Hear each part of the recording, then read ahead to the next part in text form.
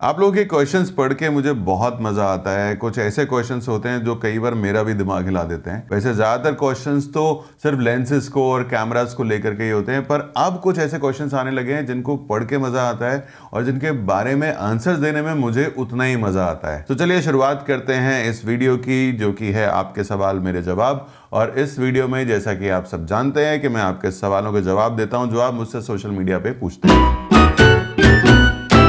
तो चलिए जल्दी से शुरुआत करते हैं पहले सवाल के साथ।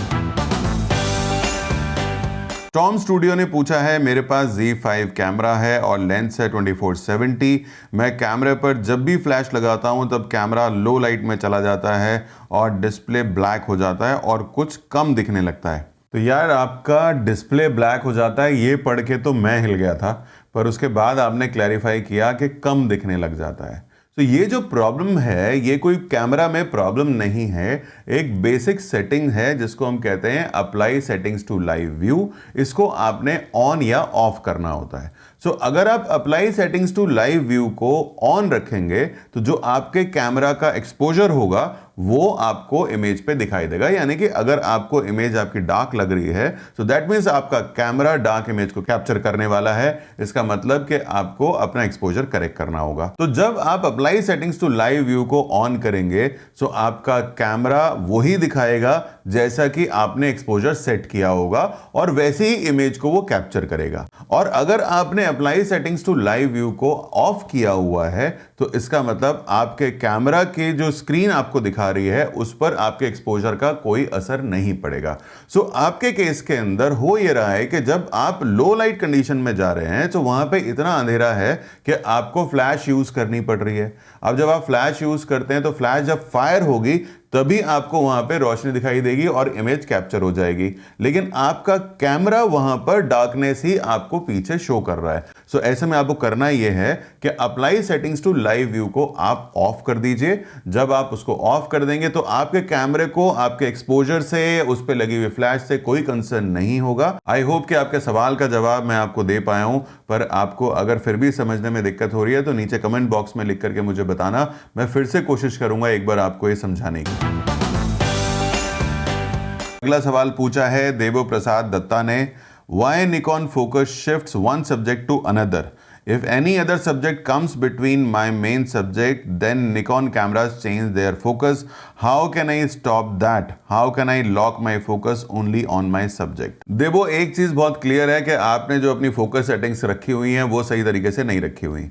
अगर आपने आई फोकस के ऊपर रखा हुआ है और AFC को आप यूज कर रहे हो तो आपका कैमरा कंटिन्यूसली आई को ट्रैक करता रहेगा। अगर उसके बीच में कोई और सब्जेक्ट आएगा तो वो उसकी भी आई को ट्रैक करेगा। तो जितने भी लोग बीच में आते रहेंगे आपका कैमरा आई ट्रैक करेगा, और अगर उसको आई नहीं मिलेगी, आप बीच में अगर हाथ भी ले आएंगे या कोई और सब्जेक्ट आ जाएगा, कैमरा उसके ऊपर फोकस शिफ्ट कर जाएगा। तो सिंपल सी चीज ये है कि आप शटर को हाफ प्रेस करोगे, ऑटोमेटिकली फोकस लॉक हो जाएगा।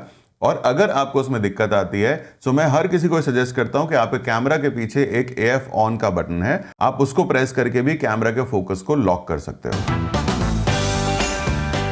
अगला सवाल पूछा है moment of memories, sir Z6 II के वीडियो एंड फोटो में कौन से पिक्चर प्रोफाइल यूज करें? यार, इस सवाल का जवाब मैं बहुत बार दे चुका हूं। इसके ऊपर मैंने एक डेडिकेटेड वीडियो बनाया है जिसका लिंक मैं नीचे डिस्क्रिप्शन में डाल दूंगा, उसको आपको जरूर देखना चाहिए, आपको बहुत अच्छे से समझ में आ जाएगा। तो यहां पर मैं आपको एक बेसिक सी चीज समझा देता हूं कि जब भी आप किसी भी कैमरा में कोई भी प्रोफाइल यूज करते हैं, स्पेशली ऑटो या स्टैंडर्ड, तो आप ये समझ लीजिए कि वो कैमरा मैन्युफैक्चरर आपको बेस्ट इमेज दिखाने के चक्कर में उसमें कॉन्ट्रास्ट बढ़ा देता है, उसके अंदर सैचुरेशन बढ़ी हुई होती है, उसमें शार्पनेस बढ़ी हुई होती है। तो आपको सिंपल सा काम ये करना चाहिए, स्टैंडर्ड प्रोफाइल में जाकर के वहां जो भी चीजें बढ़ी हुई हैं, चाहे वो सैचुरेशन बढ़ी हुई है, चाहे शार्पनेस, चाहे कॉन्ट्रास्ट या कुछ भी जो बढ़ा हुआ है, उस सब को 0 पे कर देना चाहिए, ताकि आपका कैमरा कोई भी ऐसी इमेज आपको कैप्चर ना करके दे जिसमें प्री कुछ सेटिंग्स अप्लाइड हो। पर अगर आप JPEG में शूट करते हैं, आप एक वेडिंग फोटोग्राफर हैं और आपको रॉ को कन्वर्ट करने का टाइम नहीं होता, सो आपको अपने कैमरा की प्रोफाइल को पहले टेस्ट करना चाहिए। क्योंकि हम रॉ में जब शार्पनेस को जीरो कर देते हैं, सैचुरेशन को जीरो कर देते हैं, तो उसके बाद प्रोसेसिंग करते टाइम हम अपने टेस्ट के हिसाब से उसको बढ़ा लेते हैं, पर आपके पास में वो ऑप्शन नहीं होगा।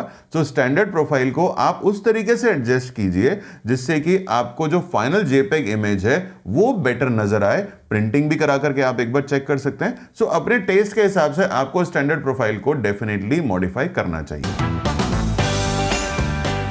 अगला क्वेश्चन पूछा है हार्दिक वसारा ने। हार्दिक कहते हैं, सर शादी के मल्टी कलर मंडप में कैमरा में वाइट बैलेंस कैसे सेट करें जिससे स्किन टोन ड्रेसेस के कलर अच्छे हैं। निकॉन Z6 के ये यूज़र हैं। हार्दिक, वाइट बैलेंस बहुत इंपॉर्टेंट है।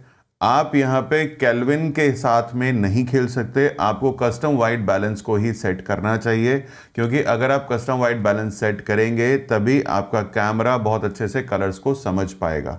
सो कस्टम वाइट बैलेंस को सेट करने के लिए आपके पास एक ऑप्शन है कि आप ये एक्सपो डिस्क खरीद सकते हैं। ये परफेक्ट है, 11-12 साल से मेरे पास में ये प्रोडक्ट है और मैं इसको अपने हर शूट के अंदर यूज़ करता हूं। मैं इसका लिंक डिस्क्रिप्शन में डाल रहा हूं, वहां पे क्लिक करके आप इसको खरीद सकते हैं।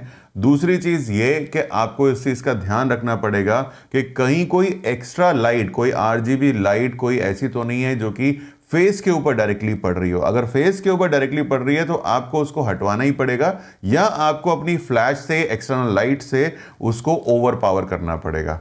आप, मुझे लगता है कि फ्लैश भी यूज़ करते होंगे। अगर आप फ्लैश नहीं यूज़ करते तो आप फ्लैश यूज़ कर लीजिए, क्योंकि फ्लैश की पावर से भी आप स्किन को बेटर तरीके से कैप्चर कर सकते हैं। बेस्ट है कि आप कस्टम वाइट बैलेंस को सेट करें।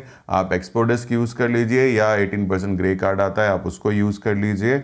और दूसरी चीज़ ये कि आपको फ्लैश लाइट यूज़ करनी चाहिए। तीसरी चीज़ ये कि अगर वहाँ पर कोई भी कलर RGB लाइट फेस पे पड़ रही है, गारमेंट पे पड़ रही है, तो उसको आप अवॉइड करा दीजिए।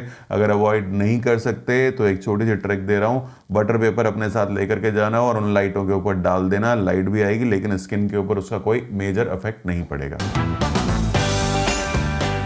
एक क्वेश्चन और लेते हैं और ये पूछा है शिवा फोटोग्राफी ने। ये कहते हैं, विलेज की वेडिंग में लो लाइट रहती है जिससे फोटोज वीडियो पर लो लाइट मिलती है, इसका कोई बेस्ट सोल्यूशन बताएं सर जिससे ग्रेन ना आए फोटो वीडियो में। शिवा, आपको लो लाइट मिलती है, मैं मान गया, लेकिन इतनी भी लो लाइट नहीं होगी कि वहाँ पर कैंडल्स जल रही होंगी या लालटेन जल रही होगी। वहाँ पे LED लाइट्स तो जली हुई होंगी, LED लाइट्स नहीं होंगी, ट्यूबलाइट जली होंगी, नॉर्मल बल्ब्स होंगे। और आप जो भी कैमरा यूज़ कर रहे हैं उसके अंदर इतनी कैपेसिटी तो होगी कि वो लो लाइट कंडीशन में ISO को बढ़ा करके मिनिमम ग्रेन पर शूट कर सके। पर अगर ऐसा नहीं है, अगर आपके पास में कोई ऐसा कैमरा है जो कि लो लाइट के अंदर ग्रेन ज़्यादा देता है, तो सबसे पहली चीज़ तो आपको अपने कैमरा को अपग्रेड करना चाहिए। क्रॉप सेंसर कैमरा जितने भी होते हैं वो लो लाइट कंडीशन में जब आप ISO को बढ़ाते हैं तो वहाँ पर नॉइज़ काफ़ी ज़्यादा बढ़ती है, जबकि फुल फ्रेम कैमराज जो हैं उनके अंदर नॉइज़ काफ़ी कम रहती है। दूसरी चीज़ ये कि आप जो लेंस यूज़ कर रहे हैं, मुझे लगता है कहीं ना कहीं आप किट लेंस यूज़ कर रहे होंगे जो कि या तो f4 होगा या फिर वेरिएबल अपर्चर का लेंस होगा। आपको कोई भी एक लेंस बेसिक खरीद लेना चाहिए जो कि 1.8 का हो या 2.8 का हो। अगर आपके पास में वाइड अपर्चर का लेंस होगा तो भी आप लो लाइट कंडीशन के अंदर, कम ISO के अंदर बहुत अच्छे से इमेज कैप्चर कर सकते हैं। बेसिकली आपके पास में या तो वाइडर अपर्चर हो या आपके पास में ऐसा कैमरा हो जो कि आपको हायर ISO पे भी ग्रेन्स ना दे, या आपको अपने पास कोई एक LED लाइट या फ्लैश लाइट रखनी चाहिए जिससे कि अगर आपको लो लाइट मिल रही है तो उसको आप लाइट की पावर दे करके इमेजेस को लो ISO पे शूट कर सकें। आज के लिए बस इतना ही, बाकी के सवालों के जवाब मैं दूंगा अगले वीडियो के अंदर। पर एक चीज़ मैं आपको बता देता हूं कि मैं बहुत जल्दी ही YouTube के ऊपर लाइव आने वाला हूं और उस सेशन के अंदर मैं आपके सारे सवालों के जवाब दूंगा जितने भी आज तक मुझसे मेरे सोशल मीडिया पे पूछे गए हैं, और साथ ही साथ आप मुझसे उस वक्त भी अपने सवाल पूछ सकते हैं और मैं आपके सवालों के जवाब दूंगा। अगर आप जानना चाहते हैं कि ये लाइव सेशन कब हो रहा है तो नीचे जो बेल आइकॉन है ना उसको ज़रूर दबा देना, तभी आपको पता चलेगा कि मैं कब आपको लाइव मिलने वाला हूं YouTube के ऊपर। एक चीज़ और, अगर आपको ये वीडियो पसंद आया है तो इसको लाइक ज़रूर करना, और मेरा चैनल अगर अभी तक आपने सब्सक्राइब नहीं किया है तो वो भी कर लो यार।